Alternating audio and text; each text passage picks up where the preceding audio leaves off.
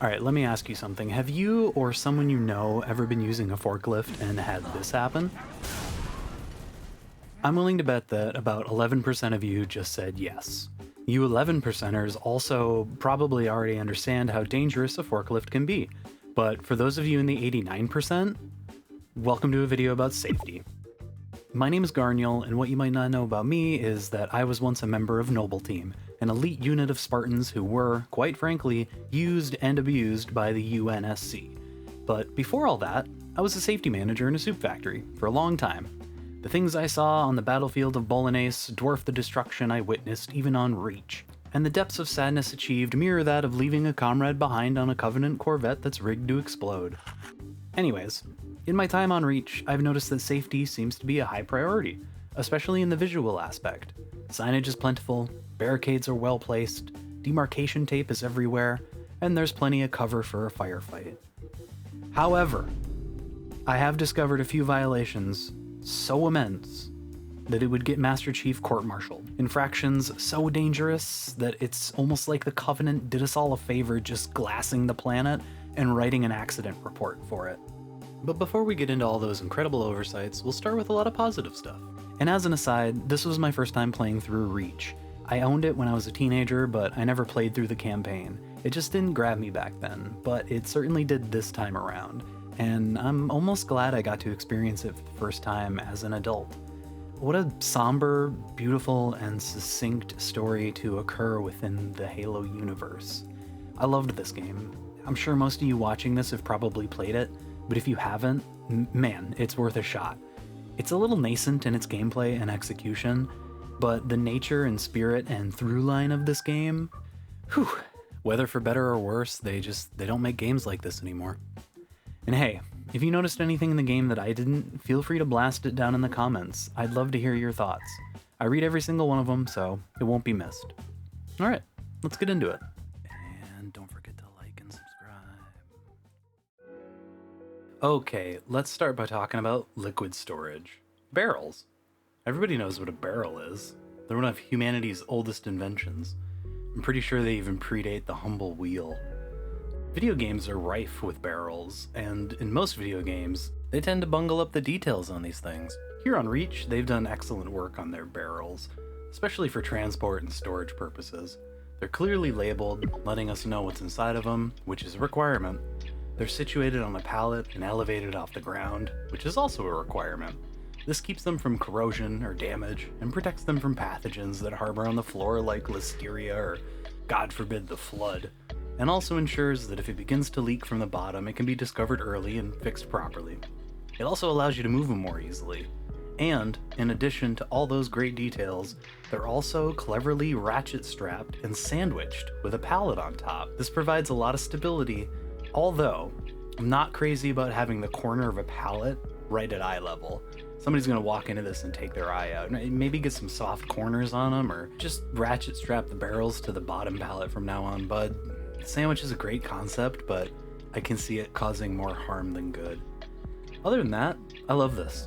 I wish every barrel had a pallet it could sit on top of. Unfortunately, most barrels in life are just red and they explode when you shoot them. I love the accessibility you have in some of these buildings. Accessibility is a weird thing to nail down. It's fundamentally the study of empathy, and it's really hard to understand what someone else might have trouble interacting with that you simply take for granted every day, like a staircase or even a crossing walk. But it's also a very illuminating field of study. Once you start to notice accessibility features that surround you, you'll start to notice all kinds of neat things that you probably didn't register before. Just do yourself a favor and Google the phrase truncated domes, and you can thank me later. I love how once you find out what something is for in life, you start to notice it every time you come across it, and this, the study and application of accessibility, is one of my favorite sides of safety. There are ramps and staircases all over this building, and not only are they clearly marked, they're also numerous and wide. How about signage, you guys? There is some amazing signage here on Reach. There's safety signs everywhere, and they're beautiful. They're big, they're colorful, well designed, and they use direct language. There's blast area warnings, tide markers, and loading zone marcation. It's wonderful. You bless my fuck. Even the Mjolnir suits have safety demarcation lines on their shoes. I want a pair of these so bad. The vehicles especially have some great safety design. There's little warnings all over the vehicles, and even the Scorpion has a "this is not a step" warning. This is all lovely. Well done, bud. The Falcon has some great warning text on it as well, but maybe don't land it like this.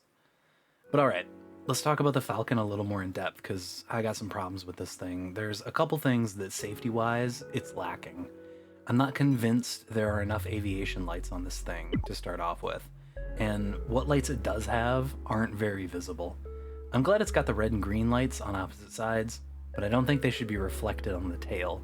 The tail should really have its own singular light of a different color, preferably white. I'd like to see these flashing or blinking to indicate themselves a little bit more, or at least brightened up a bit. They're a little too atmospheric, and they only sort of suggest themselves instead of announcing, "Hey, I'm a thing." Especially in an urban setting like this, and at night? This is ridiculously dangerous, very bad. Also, the thing shouldn't be on fire. I'm gonna have to rate you guys up for this one. And so that moves us on to our next problem, the helipads. And these helipads these are complete garbage. These are the worst helipads I've ever seen. They're pretty, I'll give them that, but there's no perimeter safety netting. Well, there is, but they're replaced with these overly aesthetic glass panels. That's a slipping hazard. Does it ever rain on Reach? Yes, it does, and these things get wet, and Marines are just gonna slide right off of them. And I don't see any slippery when wet warnings anywhere. And again, like on the Falcon, the lights just aren't visible enough. You gotta pump up the lumens on these lights, bud, and get some goddamn safety netting. Fire extinguishers are everywhere, and they're all super easy to get to. None of them are obscured, and they're also bulletproof. You really didn't have to go this extra mile with these, but I appreciate it. Okay, this is like the most beautiful palette I've ever seen in my life. It's so huge and wonderful. I just want to take it home and like turn it into a tree fort, but this is also incredibly dangerous. You cannot have pallets leaning against a wall, especially not a pallet that's like as big as a 2003 Honda Accord. If this thing falls over, it's gonna kill somebody. Like honestly, if this thing was in my warehouse, I wouldn't even consider storing it anywhere. I would probably just break it down. So yeah, no leaning pallets. Big no-no. These ceiling fans are little on the bad side. The covering they have is like, this is such a half measure, dude. It's not even half. These are only covering like a sixth of the fan. All it takes is one idiot mopping underneath this thing, and all of a sudden you're looking at a 15-page accident report. Get some better covers on these. Oh, hey, you got wire covers for the floor. They should be longer and probably cover up all the wiring that's on the floor, but alright. At least you're making moves here. At least you could probably get a pallet jack over these things. You guys do have pallet jacks, right? No! Oh, no shit, you've got forklifts? You were correct. It's fact. Can I see them? Yes. Good. Huh, alright. This looks pretty good. Whoa! This is the Traxxas S2. I love this thing. You know, they added a kill switch to this thing after getting sued so many times over the S1. This thing is beautiful. I mean, they even still make them run on propane, dude. Now that just goes to show you how timeless propane is. Listen, I'm not supposed to tell anybody about this, but I heard they're working on the S3 right now. I hope nothing keeps it from getting completed.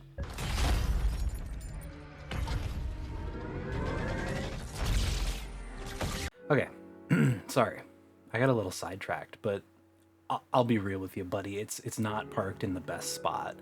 And it should probably have some wheel chocks or something to keep it in place if it is parked, but it looks like someone just kind of stopped mid-job here while they were moving a pallet. Now, that's not acceptable, and okay, wait. Why can I drive this thing?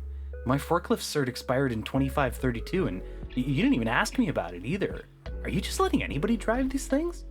Why are the keys still in it?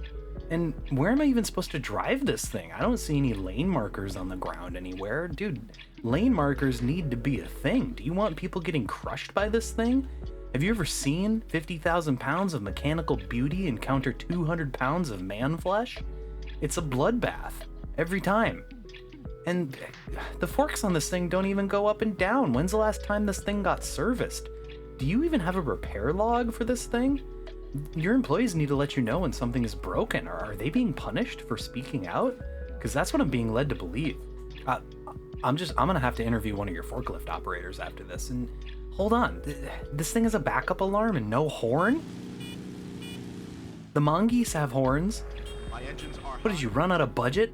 Bullshit. We have faster than light travel. There's no excuse for these forklifts to not have a horn. I could have let you off the hook for everything else, but no horn? Dude, sometimes I hope this planet gets glassed by the Covenant. Oh my god, these guardrails are beautiful. Okay, hey, thanks everybody for checking out this video on safety. I hope you enjoyed it. If you did, remember to like and subscribe, do all that stuff. I say it in every other video, but if you've got any other video games you'd like me to check out, please put it down in the comments. I read every single one of them like I said before, so it won't get missed. Halo Reach was in fact one that got suggested by quite a few people, and nobody even mentioned it had a drivable forklift in it, so that was a majorly awesome surprise. And you know what? Remember to stay safe out there. I'll catch you in the next one. Bye-bye.